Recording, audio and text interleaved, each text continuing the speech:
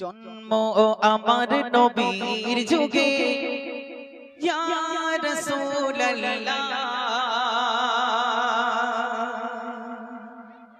ইয়া হাবিবাল্লাহ।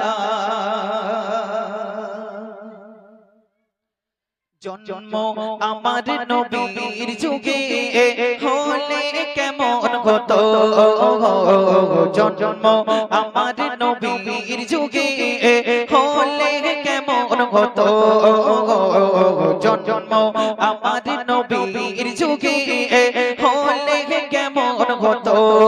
দুনায়নে রাসূল পাক দেখিলে কেমন হতো,